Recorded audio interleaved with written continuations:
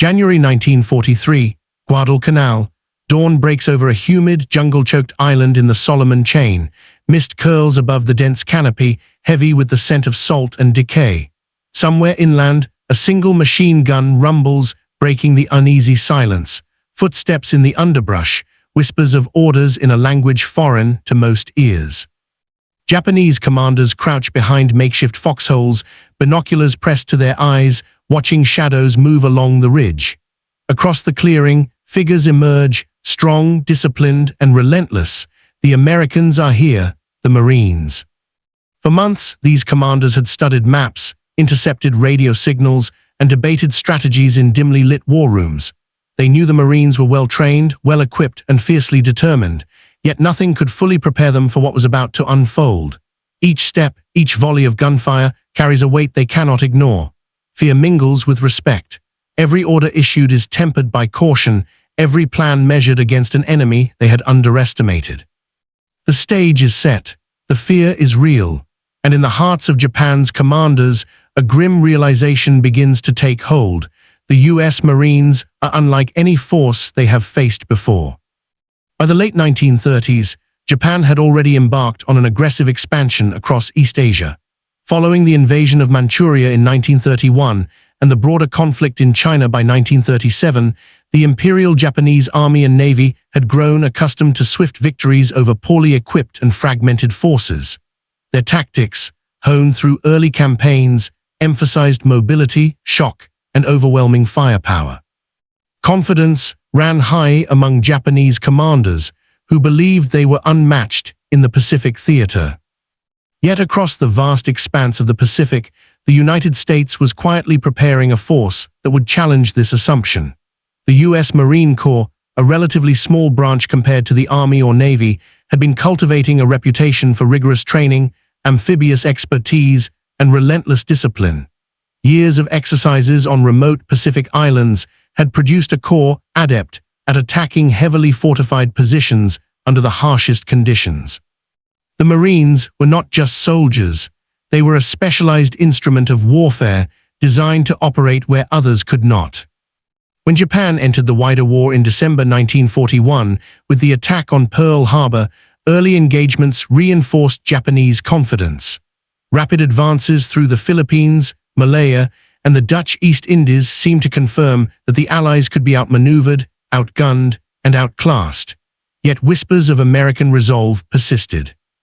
Reports from intelligence units and captured documents hinted at a stubborn, highly trained foe, but the Japanese command structure underestimated the scale and intensity of the Marine threat. Guadalcanal became the first major test. In August 1942, American forces landed on the island, aiming to secure Henderson Field, a strategically vital airstrip that would determine control over the southern Solomon Islands. Japanese planners anticipated an organized but limited resistance, expecting to dislodge the Americans swiftly. They relied on traditional tactics, massed infantry assaults, artillery bombardments, and coordinated naval support. However, the Marines approached the island with a doctrine that emphasized flexibility, fire discipline, and small unit autonomy. They had learned to fight in dense jungle, to hold ground under extreme conditions, and to exploit terrain with precision. Japanese commanders, observing the Marines for the first time in actual combat, began to recognize patterns that unsettled even the most experienced officers. Patrols moved with uncanny coordination.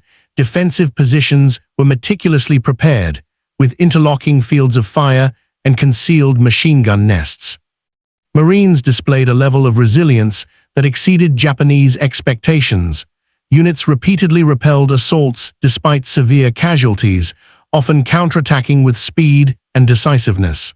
This was not the hesitant, poorly equipped enemy Japan had faced in China or Southeast Asia. It was something different.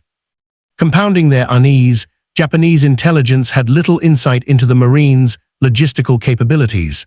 Supply chains stretched across thousands of miles of ocean, yet Marines maintained consistent combat effectiveness.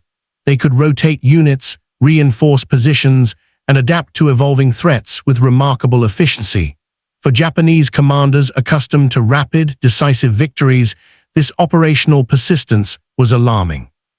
By late 1942, even the most confident officers began to voice their apprehension.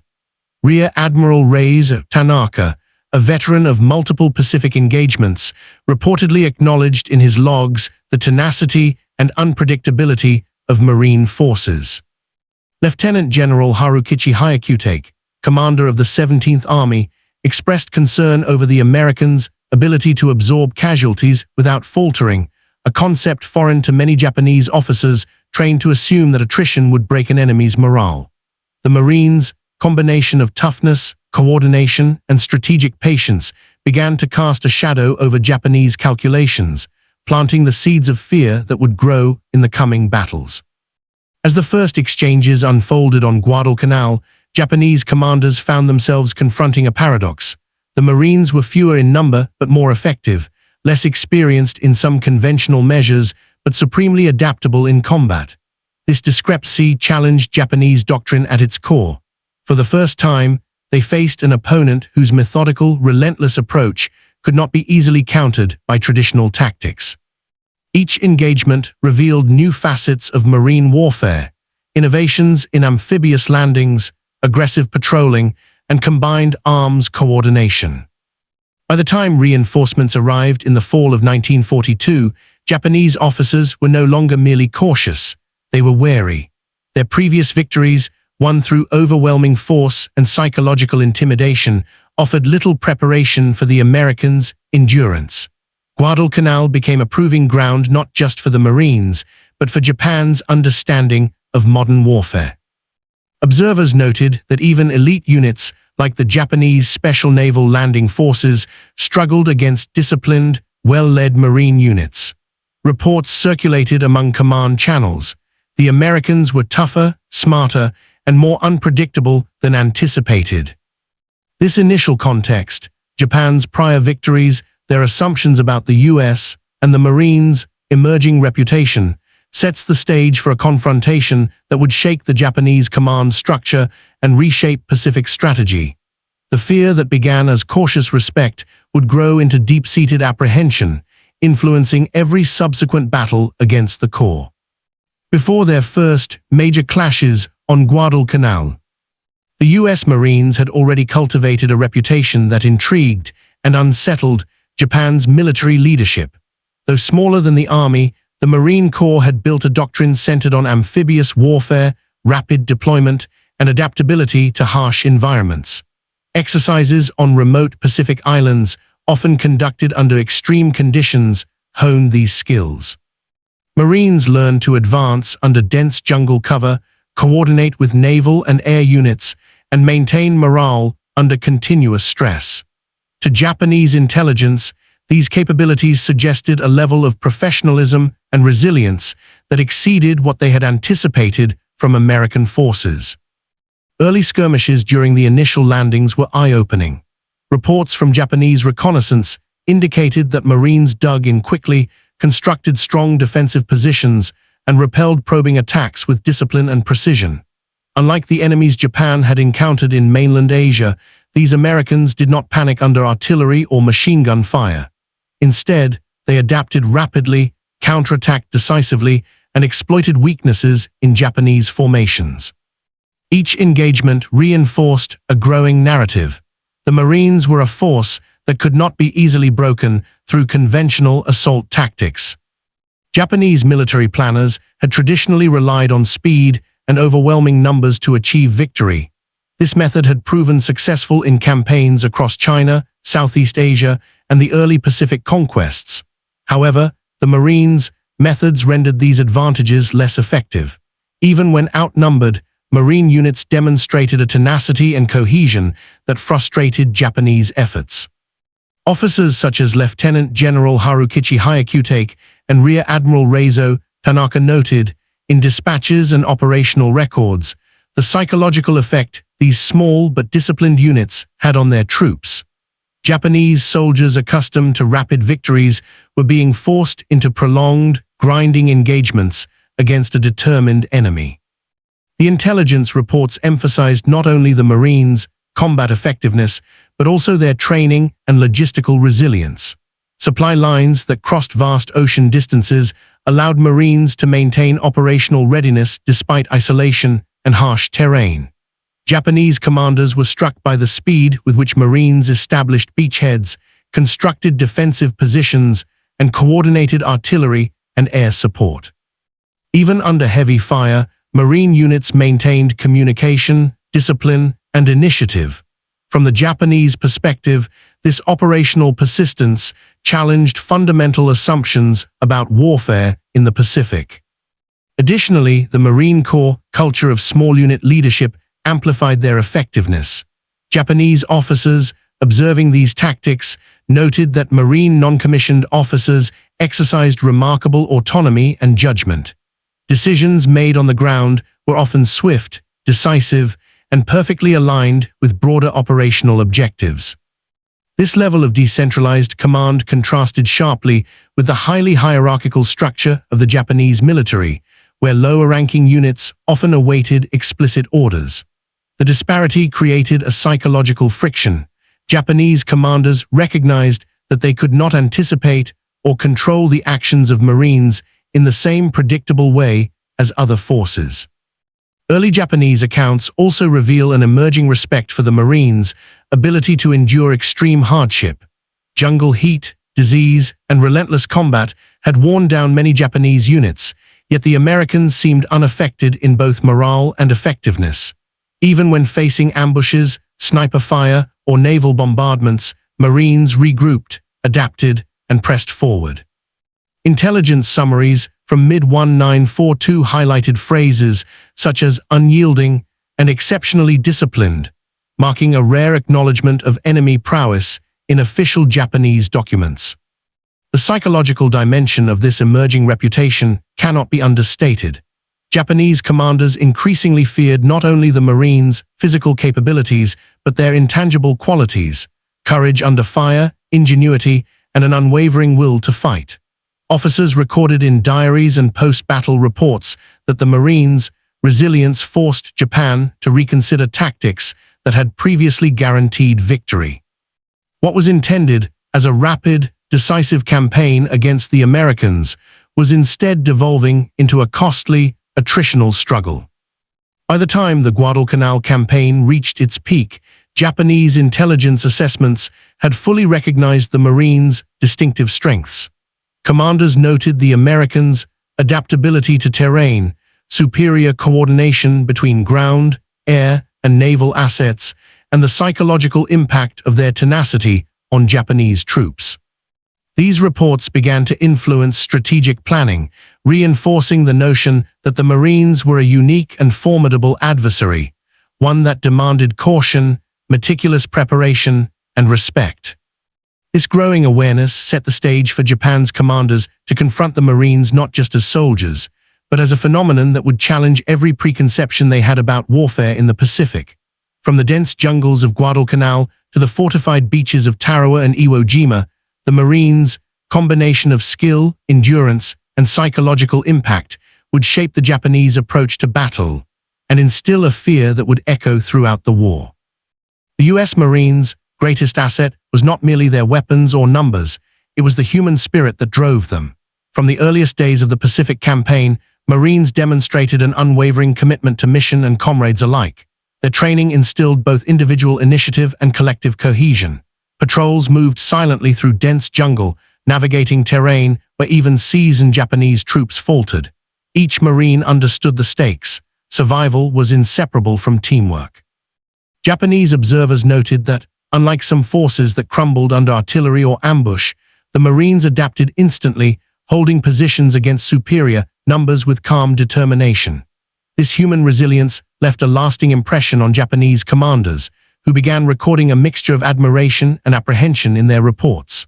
The psychological impact of encountering soldiers willing to endure extreme hardship and fight relentlessly created a subtle, yet pervasive, fear. The Marines were innovators in amphibious warfare. Unlike conventional armies, they specialized in assaulting fortified islands, coordinating landings under fire, and rapidly securing beachheads.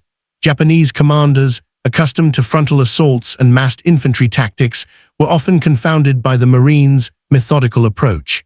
Each landing was preceded by careful reconnaissance, precise artillery support, and integrated air cover. Small unit leadership ensured that squads could operate independently while maintaining cohesion with the larger operation. At Guadalcanal, Tarawa, and later Iwo Jima, Japanese reports emphasize how Marines leveraged these tactics to outmaneuver entrenched defenders. Their ability to exploit terrain, adapt to unexpected resistance, and maintain offensive pressure was unprecedented, forcing Japanese planners to reconsider conventional strategies for island defense. The Marines' advantage extended to their technological integration.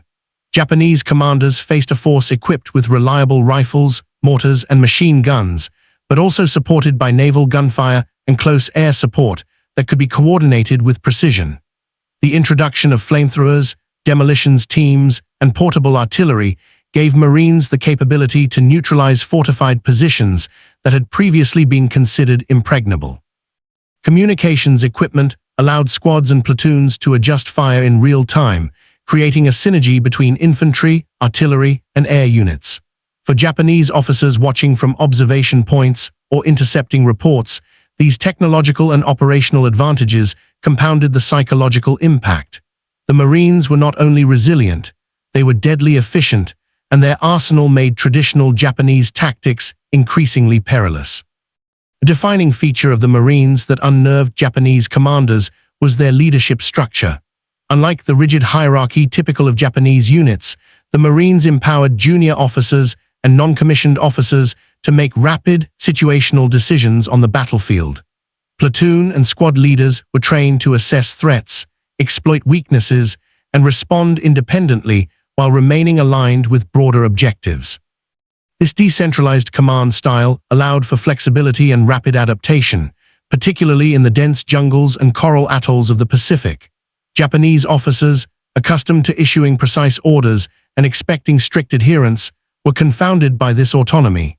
Intelligence reports from Guadalcanal explicitly note the difficulty in predicting Marine movements, a factor that repeatedly thwarted Japanese strategies and created a lingering sense of unease. Japanese commanders quickly recognized that the Marines were not ordinary opponents. Accounts from senior officers, including dispatches from Lieutenant General Hyakutake and diaries of Rear Admiral Tanaka, repeatedly describe encounters with the Americans as unyielding and exceptionally resilient. Even elite Japanese forces found themselves outmatched in endurance and coordination. Fear emerged not merely from tactical considerations, but from the psychological impact of facing a disciplined, fearless enemy. The Marines' ability to withstand bombardment, regroup after counterattacks, and maintain morale under extreme conditions created a perception of invincibility. This respect was coupled with apprehension, as commanders realized that traditional intimidation tactics and sheer force were often insufficient to subdue these units. Perhaps most striking to Japanese observers was the Marines' psychological resilience. While Japanese forces often relied on rapid, decisive strikes to break enemy morale, the Marines exhibited a tenacity that seemed impervious to attrition. In prolonged engagements, such as the early stages of Guadalcanal or the brutal fighting on Tarawa, Japanese reports highlight the Marines' calm under fire, their focus on objectives despite casualties, and their relentless pursuit of the enemy.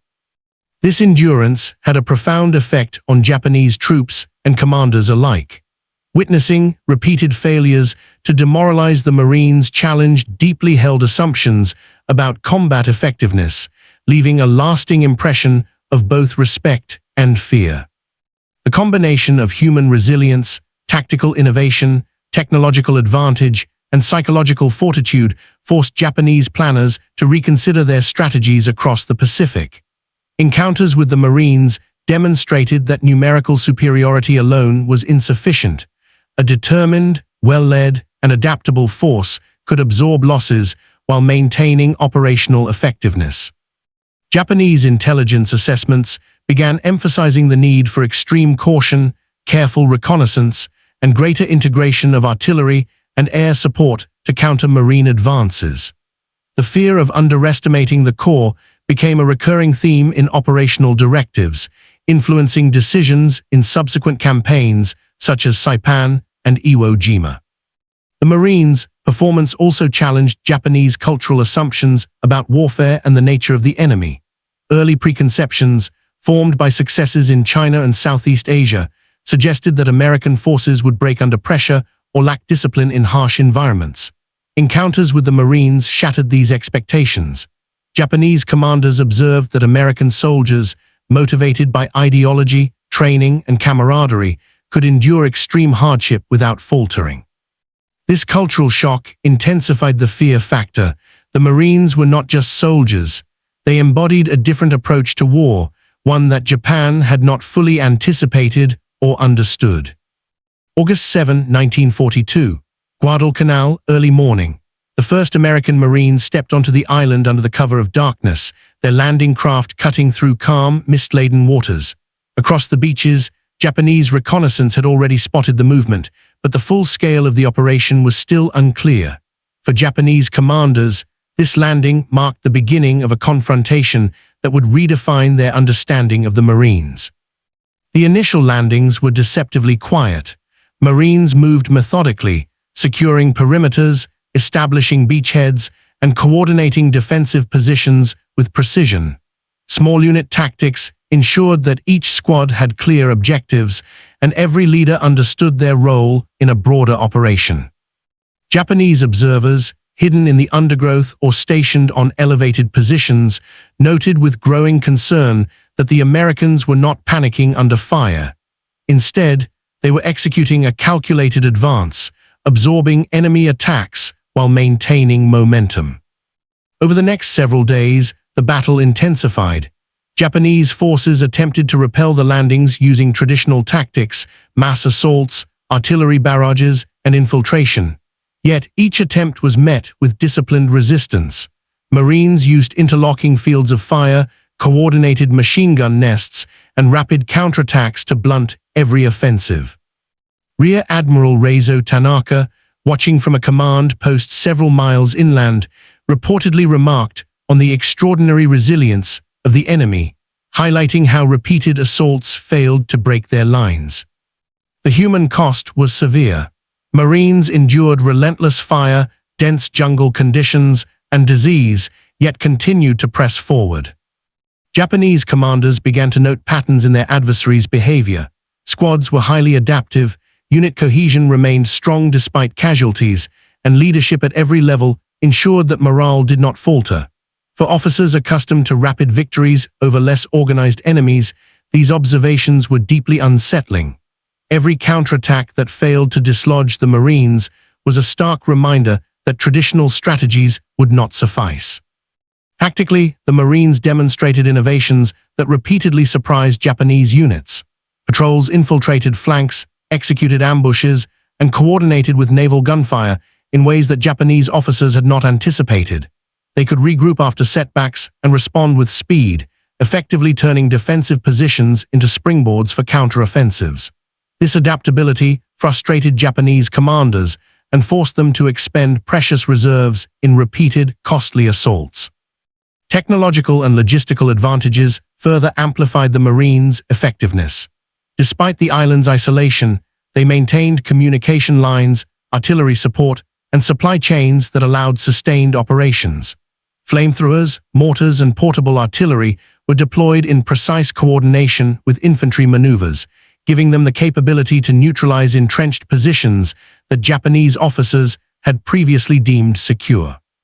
Reports from the field noted the efficiency with which the Marines used these tools, combining firepower and strategy to devastating effect. By mid-August, Japanese intelligence began circulating warnings among the high command. Lieutenant General Haikutake's staff acknowledged the Marines' exceptional training, endurance, and tactical ingenuity. Observers remarked on the psychological impact. Japanese soldiers, witnessing repeated failures to dislodge smaller Marine units, were experiencing declining morale and increasing hesitation. Fear of the Americans' effectiveness seeped into strategic calculations. Commanders who had once dismissed the Marines as a minor obstacle now recognized them as a formidable, unpredictable enemy. Amidst the chaos of jungle combat, Japanese officers also noted the human dimension of the confrontation. Marines displayed courage and cohesion that inspired awe even among those tasked with opposing them. The resilience of these men under fire created a psychological edge, amplifying the challenges of conventional assault tactics. For Japan's command, this was not just a tactical problem. It was a confrontation with a human force that defied expectation, one whose endurance and coordination undermined every assumption built over years of prior campaigns. As the Guadalcanal campaign unfolded, it became increasingly clear that these engagements were not isolated skirmishes. They were a test of doctrine, will, and strategy. Japanese commanders faced an adversary whose combination of human tenacity, tactical innovation, technological integration, and psychological resilience could not be ignored. Each failed assault and every repelled counterattack served as a lesson in the evolving nature of modern warfare, highlighting the Marines as a uniquely effective fighting force. By the end of the first weeks, the Japanese command's initial underestimation of the U.S. Marines had transformed into cautious respect, and in some quarters, genuine fear. The Corps was no longer merely an obstacle, it was a defining factor in the Pacific theater, one whose presence would shape decisions, tactics, and strategy in the months to come. November 1943, Tarawa Atoll. The sun rose over coral reefs laced with razor-sharp coral and hidden sandbars, a deadly natural obstacle for any amphibious assault. Japanese defenders had prepared meticulously, digging deep bunkers, laying barbed wire, and positioning machine guns to dominate the narrow beaches. For Japanese commanders, Tarawa represented an opportunity to annihilate an invading force before it could establish a foothold. Yet they would confront the Marines in full measure, and the outcome would cement a lasting fear. At each hour, waves of Marines surged toward the beaches under heavy fire. Landing craft were ripped apart by machine guns and artillery, yet the troops pressed on. Marines used improvised rafts and intelligence about the reef to reach the shore, demonstrating a willingness to adapt in real time. Japanese observers recorded a chilling determination. Men were willing to risk death in waves, yet coordinated their advance with relentless precision. The defenders' firepower inflicted severe casualties, but it could not stop the Corps from achieving its objectives. Every failed Japanese counterattack reinforced a growing realization. The Marines were exceptionally trained for this environment. Their small unit tactics allowed them to infiltrate bunkers, flank entrenched positions, and coordinate assaults despite the chaos. Each Marine squad operated as a self-contained unit, capable of making rapid decisions without waiting for orders. For Japanese officers, watching these maneuvers in real time was both terrifying and humbling. Rear Admiral Keiji Shibazaki, in his final communications before being killed in the opening hours, reportedly expressed disbelief at the Marines' relentless momentum and adaptability. The technological edge of the Marines compounded the problem. Naval gunfire support was synchronized with infantry movements, mortars and flamethrowers neutralized key strongpoints, and communications maintained cohesion even under heavy Japanese artillery fire. Observers noted that these coordinated attacks made the Marines appear inexhaustible, able to absorb punishment and strike back with lethal precision. Japanese command logs described this as a new kind of warfare, one that required constant adjustment and vigilance to counter. Iwo Jima, February 1945, would further solidify this perception. Japanese defenders had learned from prior encounters, constructing extensive fortifications and underground networks. They expected to slow the American advance, inflict heavy casualties, and perhaps stall the campaign. Yet, the Marines' training and leadership allowed them to systematically overcome these defenses. Despite the island's volcanic terrain, dense fortifications, and brutal conditions, Marine units advanced methodically. Japanese officers noted the soldiers' indomitable will and their capacity to maintain pressure despite losses. For the first time, a Japanese commander described the Marines not simply as soldiers, but as an unstoppable force of nature. Throughout these decisive battles, Japanese reports frequently emphasized fear mingled with respect. The term unyielding recurred in after-action notes. commanders acknowledged that even elite Japanese troops could be overwhelmed by Marine coordination, adaptability, and morale.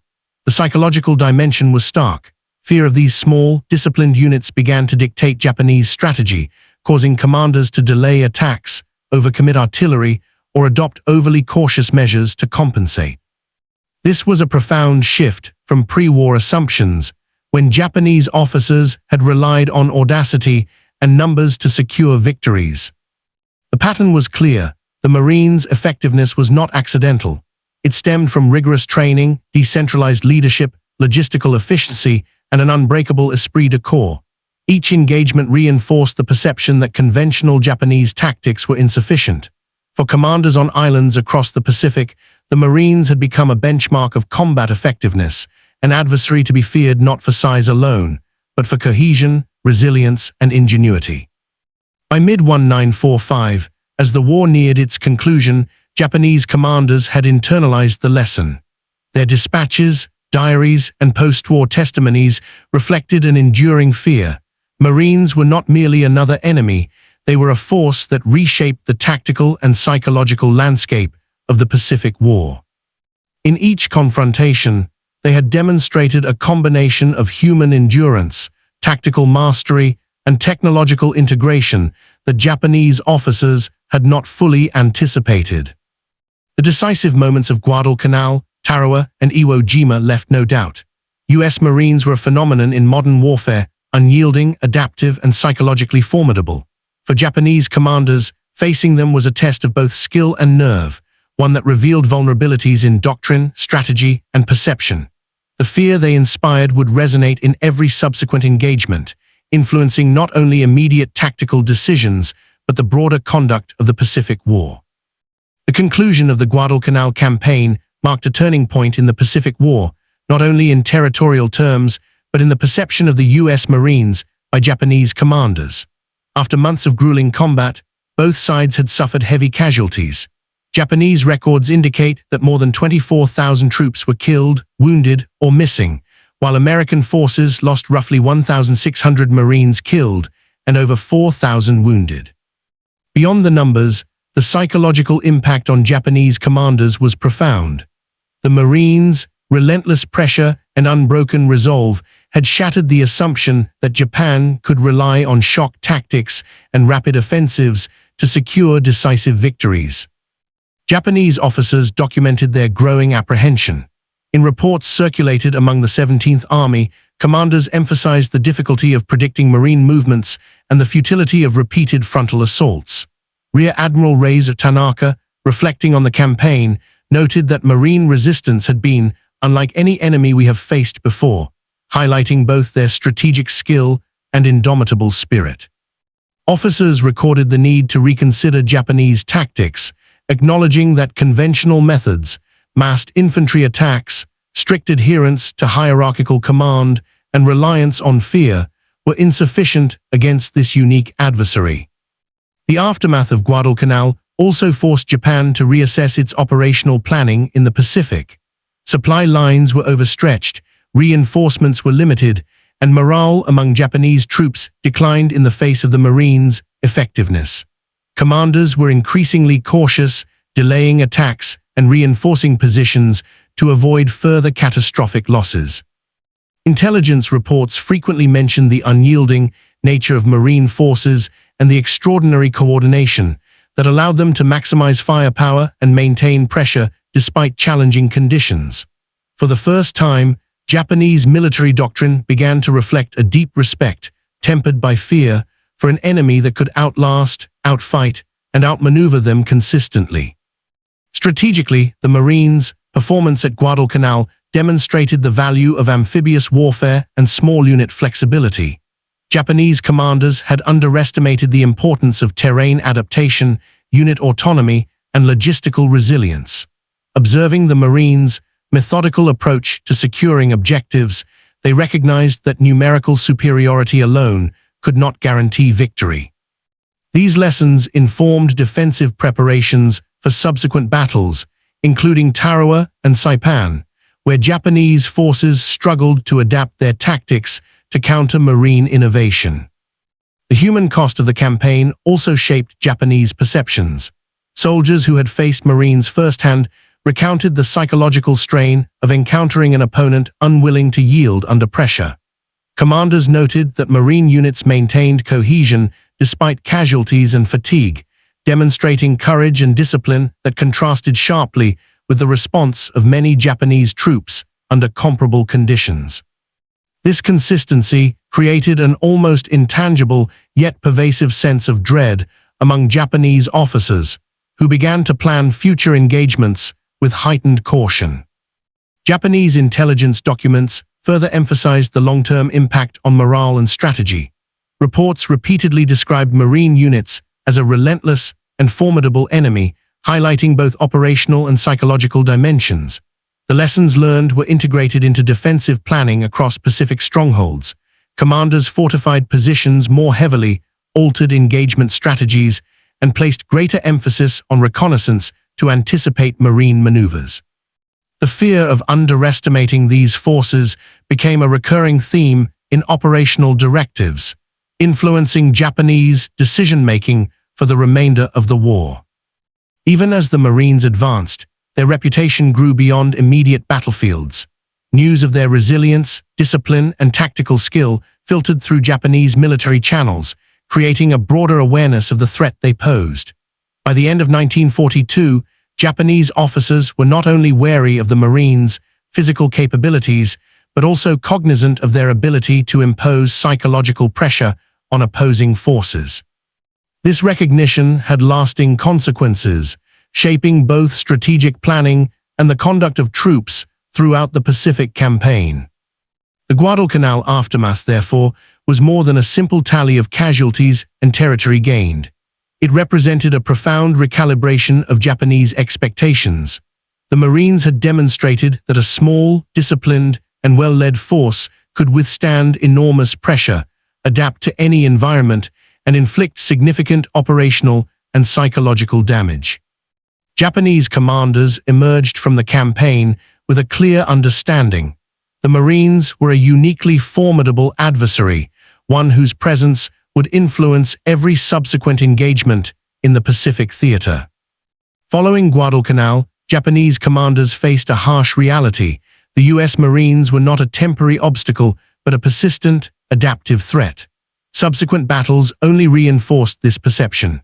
At Tarawa in November 1943, Japanese forces had meticulously prepared defensive positions, confident that the combination of natural reefs and fortifications would halt any assault. Yet the Marines executed amphibious landings with precision, overcoming coral barriers under intense fire and systematically dismantling entrenched positions. Japanese officers observed with mounting apprehension how a smaller American force could inflict heavy casualties while achieving objectives that had seemed impregnable. The lessons of Tarawa echoed through Japanese high command.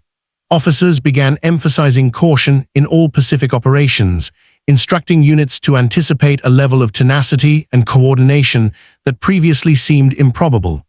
Reports frequently referenced the Marines' ability to maintain momentum despite losses, adapt to unexpected resistance, and exploit terrain to their advantage. Lieutenant General Yoshitsugu Sato, commander at Saipan, later remarked that the Marines' tenacity and ingenuity demanded a reconsideration of all defensive assumptions, signaling a profound shift in Japanese military thinking. Iwo Jima, February 1945, became the ultimate testament to Marine effectiveness. Japanese commanders had fortified the island with interconnected tunnels, artillery positions, and camouflaged bunkers. They expected to inflict maximum casualties and prolong the engagement to drain American resources. Yet, the Marines' training, coordination, and relentless pressure systematically overcame these defenses. Even under volcanic ash, craters, and constant bombardment, the Corps advanced with discipline and cohesion. Reports from Japanese officers describe a sense of inevitability. No matter the obstacles, the Marines pressed forward, unrelenting in pursuit of their objectives. Across these campaigns, Japanese commanders consistently noted the Marines' operational resilience and psychological impact. Unlike previous adversaries, these forces could absorb punishment, reorganize under fire, and exploit every weakness. This combination of human endurance, tactical innovation, and technological support created a level of unpredictability that Japanese officers had not previously encountered. Intelligence summaries repeatedly emphasized that misjudging the Marines could, and often did, result in catastrophic losses. The cumulative effect of these encounters reshaped Japanese strategy.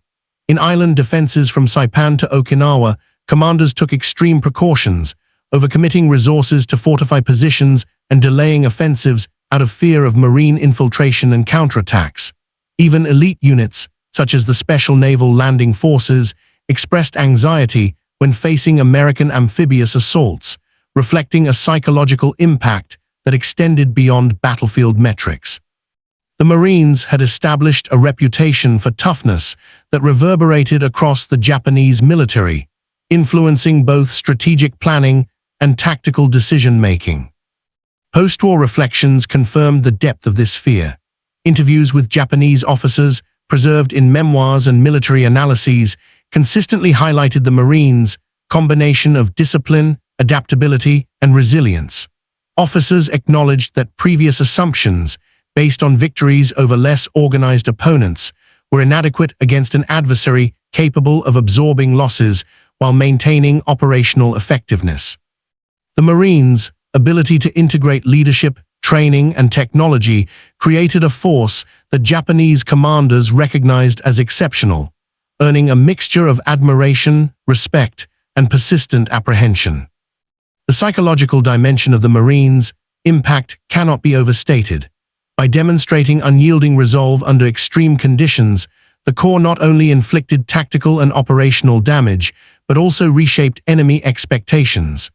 Japanese officers repeatedly cited the demoralizing effect on their troops when confronted with a force that refused to break, highlighting a fear that was as strategic as it was emotional. The Marines had become a benchmark for resilience and effectiveness, setting a standard that influenced both immediate and long-term Japanese military planning. By the war's end, it was clear that the U.S. Marines had left an indelible mark on the Japanese command. Their combination of human tenacity, tactical innovation, technological integration, and psychological impact created a multifaceted threat that reshaped the conduct of Pacific warfare. Japanese officers emerged from these campaigns with a nuanced understanding. The Marines were not merely a conventional enemy, but a formidable force whose presence demanded respect, fear, and constant adaptation. The cumulative experiences of Guadalcanal, Tarawa, Iwo Jima, and other campaigns set the stage for reflection. The Marines' endurance and effectiveness had demonstrated that warfare was no longer solely a contest of numbers or firepower.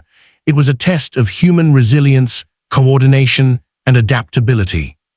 This realization would carry enduring lessons for both Japanese commanders and military historians alike, bridging the gap between tactical engagement and the broader psychological dimensions of conflict. The story of the U.S. Marines in the Pacific is not merely a chronicle of battles and strategies. It is a testament to human endurance, adaptability, and the profound impact of disciplined courage. For Japanese commanders, encountering the Marines was a confrontation with an enemy that defied conventional expectations. These were men who could absorb punishment, maintain cohesion under fire, and execute complex operations with precision and determination. Their effectiveness was as much psychological as it was tactical. They inspired fear not only through their weapons, but through sheer resilience.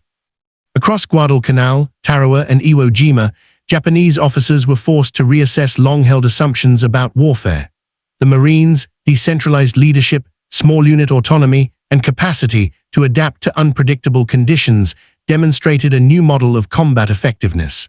Traditional reliance on hierarchical command structures, overwhelming numbers, or sheer force proved insufficient against such an opponent.